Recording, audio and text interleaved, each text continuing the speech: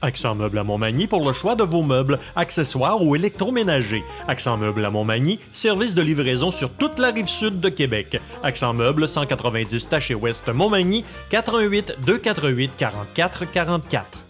La chronique économique. Une présentation des services financiers Raymond Sanson, 118 Avenue de la Gare, Montmagny, 418 248 3583. Alors voilà, c'est notre chronique économique du lundi. Monsieur Sanson, bon matin. Bon matin, bonne froidure. Oui. Est-ce que tu as fait la pause de tes pneus d'hiver? Les pneus d'été sont revenus. Hey, je regardais un matin les mouches, Stifi matin, le manteau d'hiver. Ça n'a pas de bon sens, il était gelé bien raide. Ah oui, c'est assez froid, merci. C'est froid. Alors moi, j'ai trouvé ça drôle quand tu m'as dit ce matin, si la planète se réchauffe, t'es pas à Montmagny. C'est pas à Montmagny ici que la température s'est réchauffée. La semaine passée, Raymond, on a parlé d'assurance hypothèque. Alors, on poursuit aujourd'hui sur ce sujet. On poursuit sur ce sujet en évoquant et en expliquant les différences entre les deux couvertures, c'est-à-dire la couverture d'assurance proposée par le prêteur hypothécaire et une couverture d'assurance individuelle ou personnelle. Alors, bien sûr, pour les besoins de la cause, j'ai été obligé de rapetisser et même essayer de couper des termes, mais je vais vous les expliquer. D'abord, qui est couvert par une assurance hypothèque du prêteur? C'est les personnes qui ont signé l'hypothèque. OK? Alors que dans une assurance personnelle, je pourrais, à la rigueur, couvrir toutes les personnes. Même si ma conjointe ou mon conjoint ne participe pas au prêt hypothécaire, je pourrais même couvrir mes enfants. Alors, tout ça peut faire partie d'une couverture personnelle. Autrement dit, vous faites ce que vous voulez avec vos assurances personnelles. C'est ce que j'ai toujours expliqué, l'indépendance d'avoir soi-même les produits personnels. Raymond, avant d'aller plus loin, quand on parle d'assurance hypothèque, parce qu'il y en a qui ont seulement l'assurance vie, d'autres l'assurance maladie. Est-ce qu'on parle simplement d'assurance vie? Même chose, assurance vie ou maladie grave ou invalidité. Oui, mais sur un prêt hypothécaire, souvent, on a les deux. Les deux, alors... donc tu peux avoir la même chose au niveau individuel. OK, c'est bon. Alors, je poursuis. Que couvre l'assurance? Rappelez-vous ceci, le solde d'hypothèque. Il couvre la balance de la dette. C'est ça qu'il couvre. Votre contrat d'assurance vie personnelle que vous pourriez détenir pour couvrir une hypothèque, il va couvrir tout ce que vous voulez. Je veux dire quoi par là? Vous avez des soldes de carte de crédit, vous avez un solde de prêt d'automobile, vous avez un solde d'hypothèque, vous voulez laisser un petit peu plus d'argent à vos héritiers, bien, à ce moment-là, c'est tout ce que vous voulez. C'est pas plus compliqué que ça. Qui reçoit la prestation advenant un décès ou une invalidité? Le prêteur. C'est lui qui est le bénéficiaire. Bien, indirectement, c'est lui qui l'a pris, l'assurance, sur votre vie. Rappelez-vous ceci, dans une assurance hypothèque, vous avez prêté votre assurabilité au prêteur, à l'institution financière.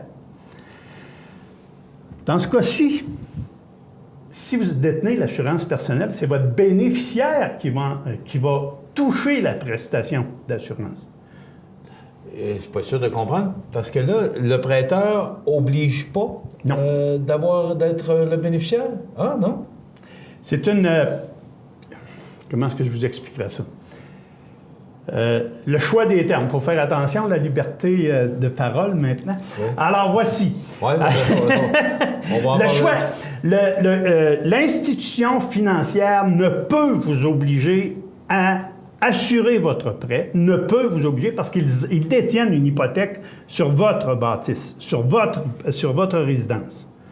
Ils sont certains d'être payés. Si vous êtes en défaut de paiement, ils ramassent la maison, c'est pas plus compliqué que ça. C'est un conseil qu'ils donnent. Et nous autres, bien sûr, c'est sûr que je vais encourager quelqu'un à se débarrasser de ses dettes si jamais il arrivait quelque chose de malheureux, qu'on ne laisse pas le bénéficiaire dans des difficultés. Alors, c'est ça la différence. C'est que dans un contrat d'hypothèque, on paye le solde. Dans un contrat d'assurance vie personnelle, on va prendre automatiquement le solde de votre prêt. Si vous voulez le payer, on le paye, puis vous gardez la balance de l'argent. C'est parce que vous avez été désigné comme bénéficiaire. Si le prêt diminue, qu'est-ce qui se passe avec l'assurance hypothèque? Alors, c'est simple.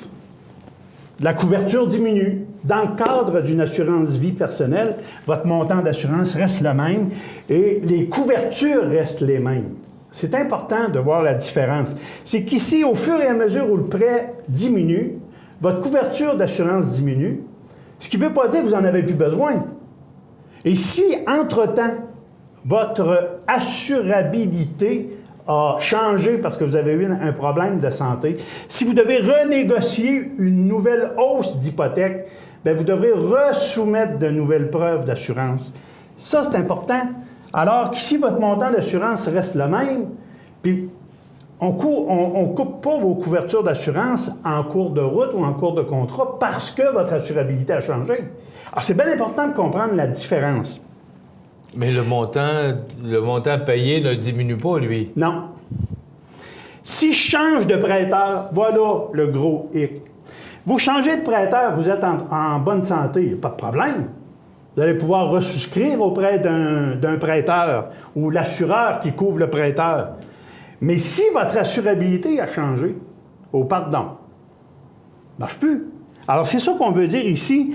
Si vous changez de prêteur, bien, votre couverture d'assurance sera à reprendre à zéro, alors que si vous l'aviez personnellement, bien, il n'y a rien qui change. Vous promenez votre hypothèque où vous voulez, où c'est le plus avantageux pour vous, puis vous dites, les assurances, parle-moi pas de ça, c'est réglé, j'ai ce qu'il faut personnellement, voici.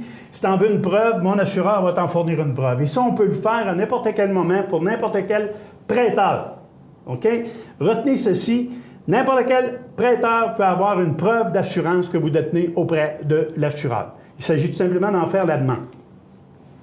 Maintenant, si vous voulez changer votre assurance ou le type d'assurance, c'est-à-dire prendre la couverture d'assurance que vous aviez chez le prêteur et l'amener chez vous, la garder personnellement parce que vous dites, garde, j'ai fini de payer mon hypothèque, ça va bien, j'ai eu un problème de santé dans le passé et je voudrais garder mon assurance. C'est impossible. Parce que, vous n'êtes pas le propriétaire du contrat. C'est le prêteur qui, généralement, est le propriétaire du contrat. Et comme le montant d'assurance décroît avec les années, vous n'avez aucune possibilité de transformer ou de convertir cette assurance-là en assurance personnelle pour la simple raison qu'elle ne vous appartient pas. Alors que si vous aviez couvert votre assurance hypothèque avec une assurance temporaire ou une partie permanente et temporaire, vous pourrez toujours conserver ce montant-là que vous aviez souscrit à l'origine parce qu'il est à vous. C'est vous qui êtes le propriétaire du contrat d'assurance. Rappelez-vous ceci. Voulez-vous jouer le rôle d'un écolier ou d'un conducteur d'autobus scolaire? La différence est aussi simple que ça. Quand est-ce que ça coûte plus cher? Est-ce que ça coûte plus cher d'avoir... Ça ne coûte pas plus cher d'avoir une assurance personnelle que d'avoir une assurance OK, parce que vu qu'il y a beaucoup de monde qui sont assurés avec le prêteur, est-ce que ça Non, absolument pas, ça n'a rien à voir. OK. J'ai des exemples en tête que je tairai, mais je peux vous dire qu'il y a des gens qui ont déjà sauvé jusqu'à 1500, 2000 $ par année juste à faire l'analyse de leur coût d'assurance direct. Alors, quand c'est impliqué dans le taux d'intérêt, méfiez-vous, il y a de l'argent qui se cache en dessous de ça. C'est important de bien faire l'analyse et de demander à des professionnels de vous aider à y voir clair. Ça ne coûte pas cher, on fait un comparable, on fait un comparatif. Après ça, vous prendrez vos décisions, mesdames, messieurs. C'est important d'être informé. C'est là pourquoi on fait ces chroniques-là. Et je ne les fais pas d'une façon partisane. J'essaie vraiment de vous donner de l'information vérifiable, de l'information appuyée par l'Autorité des marchés financiers, de l'information aussi que vous pouvez avoir auprès de tout autre conseiller. Et si mon visage ne vous plaît pas, c'est pas plus compliqué que ça. L'information reste la même. OK? On s'entend bien là-dessus. C'est important, là. Alors, je vous dis, alors, si j'ai au moins le mérite de vous avoir informé et d'avoir contribué à votre enrichissement en vous faisant sauver des sous sur l'assurance hypothèque. Raymond, souvent, le prêteur, le taux, parce que j'entends la question, là, le montant qu'on paye de l'assurance maladie, l'assurance vie, est inclus ou sont incluses à même le paiement mensuel. On fait quoi? On fait comment pour... Vous demandez à votre institution financière de vous séparer les coûts. Et dites-vous une chose, c'est vérifiable. OK? Ils sont obligés de vous le fournir. Comme je vous l'ai déjà mentionné dans une chronique antérieure, le prêteur ne peut pas vous obliger à souscrire la couverture d'assurance avec lui. Il ne peut que vous l'offrir. Et si vous dites « non, je refuse l'assurance », c'est votre responsabilité, vous vous assurez ailleurs. Alors ça, c'est bien important. Et l'Autorité des marchés financiers a statué là-dessus. Là. Et là, on a vu circuler à un moment donné j'aime pas le terme, circuler des circulaires qui informaient les prêteurs que l'assurance était obligatoire sur le prêt. On faisait chanter le client qui en avait besoin, que tu sais que tu as besoin de prêt. Moi, si tu ne prends pas l'assurance site, je te couvre pas sur le prêt. Mesdames et messieurs, soyez bien attentifs. Ils n'ont pas le droit de vous dire cela. Et ça, vous avez simplement qu'à vérifier auprès de l'Autorité des marchés financiers. Appelez pas à mon bureau, là. Appelez l'Autorité des marchés financiers et vérifiez ce que je viens de vous dire là.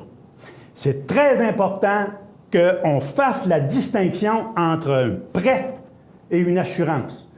Si une institution financière est là pour bâtir et faire des prêts, ça c'est une chose, mais ils ne sont pas nécessairement là pour vendre l'assurance. Séparer les deux choses, exiger d'avoir les coûts de votre hypothèque avec assurance et les coûts de l'hypothèque sans assurance. Très important. Ça complète, c'est très important. Ça vient de faire le tour de oui. l'assurance hypothèque. En passant, je dis à nos auditeurs, bien entendu, si vous êtes propriétaire d'une entreprise, je vous invite jeudi soir à 5 heures. Venez nous rencontrer à l'hôtel Loiselière parce que le président de Financière Sun Life va être là. Et bien entendu, il sera question des régimes de retraite pour entreprises. Régime de retraite dont on va parler et entre autres le RVER parce que la loi va être en application dès le 1er janvier. Donc, manquez pas ce rendez-vous avec nos gens. Rapidement, le RVER, c'est quoi? Là? C'est Régime volontaire d'épargne retraite qui doit être implanté pour le 1er janvier pour toute entreprise de 20 employés et plus. Donc, pour les entreprises, les employeurs qui veulent en savoir plus d'une façon très dégagée encore, sans chauvinisme, venez nous rencontrer. M. Robert Dumas, le président de Financière Sun Life, m'a honoré de sa présence à Montmagny. Donc, ça me fera plaisir également de vous y rencontrer.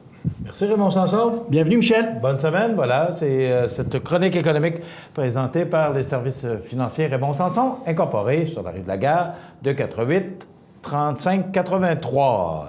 Voilà.